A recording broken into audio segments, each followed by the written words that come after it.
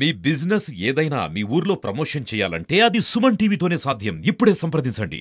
ఇప్పుడున్న వైసీపీ దుర్మార్గపు పాలన అంతం చేయాలనుకుంటే మహాకూటమి అవసరమని గుర్తించి అనుభవశాలి అయిన చంద్రబాబు గారు అదేవిధంగా అధికారం చేపట్టాలని యువతకు మహిళలకు ఆంధ్ర రాష్ట్రానికి మంచి జరగాలని జనసేన నాయకులు గౌరవ పవన్ కళ్యాణ్ గారు వీరందరూ కూడా ఒక కంకణము కట్టుకొని ప్రపంచ దేశాల్లో అగ్రదేశంగా నిలుపుతున్న మోదీ గారి నాయకత్వాన్ని కూడా తీసుకొని వచ్చి ఈ 5 సంవత్సరాల్లో కుంటుపడిన గాడి తప్పిన పరిపాలనను గాడిలో పెట్టాలని దీనికి సమర్థుడు మోదీ గారు చంద్రబాబు గారు అని గుర్తించి అహర్నిశలు కష్టపడి కష్టము కాలంలో ఉన్న ఆంధ్ర రాష్ట్రాన్ని నేనున్నాను, ఒక సైనికుడిగా ఉన్నాను, జనసేన అధిపతిగా ఉన్నాననేసి ముందుకు నిలిచి 3 పార్టీల్ని జతకట్టి ఆంధ్ర రాష్ట్రాన్ని ముందుకు తీసుకెళ్లాలనే ఒక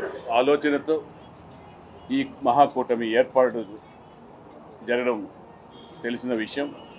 మీకు అందరికీ కూడా తెలుసు, ఈ గత 5 సంవత్సరాల్లో ఈ దుర్మార్గపు అవినీతి అక్రమాల పాలన అవినీతిని అంతం చేయాలని మేమంతా కూడా 5 సంవత్సరాలు అసెంబ్లీలో ఉన్నాం, చూసాము.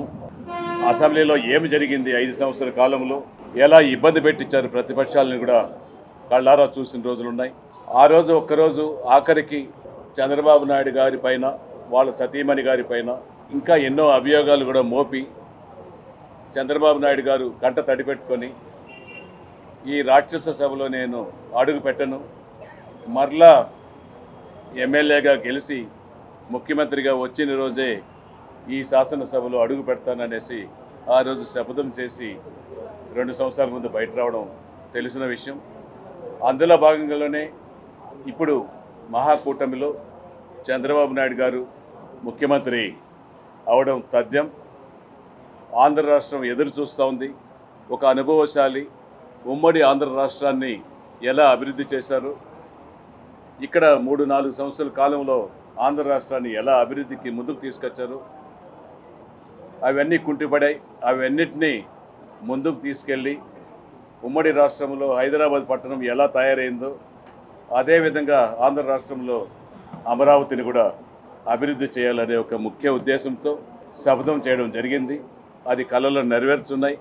అవి నెరవేరాలనుకుంటే ఎన్నో ఈ 5 సంవత్సరాల కాలంలో తెలుగుదేశం పార్టీ నాయకులు, జనసేన నాయకులు, బీజేపీ నాయకులు ఎన్నో పోరాటాలు కూడా వైసీపీ ప్రభుత్వం పైన చేయడం తెలిసిన విషయం.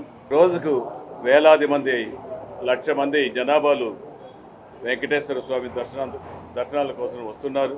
వారందరికీ కూడా ఎటువంటి ఇబ్బందులు లేకుండా తిరుపతి పట్టణాన్ని ఆధ్యాత్మిక నగరంగా తీర్చిదిద్దుదాము.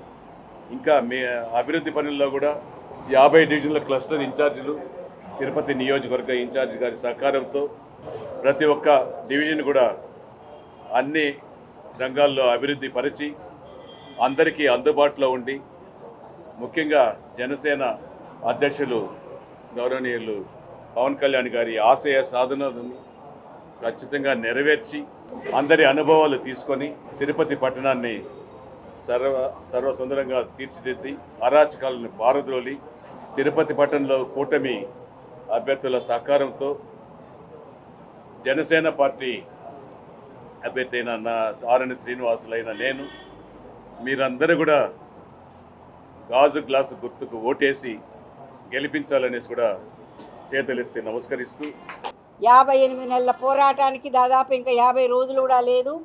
మరి తప్పకుండా మనం అందరం కూడా మన రాష్ట్రము, మన తిరుపతి నగరం కూడా ఒక మంచి రోజులు వచ్చాయని భావించాల్సిన అవసరం ఎంతైనా ఉంది. కాబట్టి మరి మన అధినాయకుడి యొక్క ఆశయం మేరకు ఆ ఆశయ సాధన కోసం చంద్రబాబు నాయుడు గారిని మరి ఏదైతే ప్రతిజ్ఞ చేసి అసెంబ్లీ నుంచి బయట వచ్చి ఈ గౌరవ సభ వీడుతున్నాను, నేను తప్పకుండా మళ్ళా నేను గౌరవ సభలో అడుగు పెట్టాలని శపథం చేశారో ఆయన శపథం నెరవేర్చే దిశగా మనం అందరం కూడా ఈ రోజున అహర్నిశలు కష్టపడుతూ మరి ఆయన చేసినటువంటి ప్రతిజ్ఞను మనము తప్పకుండా సజావు చేయాల్సిన అవసరం ఉంది.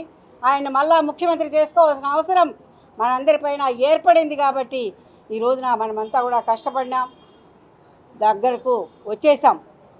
ఇంకా మిగిలింది 40-50 రోజులే. మరి ఇటువంటి సమయంలో తిరుపతి నగరం, మరి బలమైన తెలుగుదేశం క్యాడర్ కలిగినటువంటి ఈ తిరుపతి నగరం పొత్తుల్లో భాగంగా జనసేనకు వెళ్ళడం, మరి జనసేన అభ్యర్థిగా ఆర్ఎన్ శ్రీనివాస్ గారిని ప్రకటించడం మనందరికి కూడా తెలిసిన విషయమే.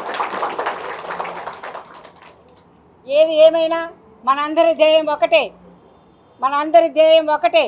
ఈ జనసేన, తెలుగుదేశం పార్టీ, బీజేపీ మహాకూటమిగా ఏర్పడి ఎవరైనా అభ్యర్థి సరే మనమంతా కూడా గెలుపు దిశగా పయనించి తప్పకుండా తిరుపతి నగరంలో ఏదైతే సెంటిమెంట్ ఉందో ఆ సెంటిమెంట్ను కూడా గెలిపించుకుంటూ, మహాకూటమి అభ్యర్థిని గెలిపించుకుంటూ రాష్ట్రంలో కూడా మరి పరిపాలనా దిశగా మహాకూటమి ఏర్పడిపోతుంది.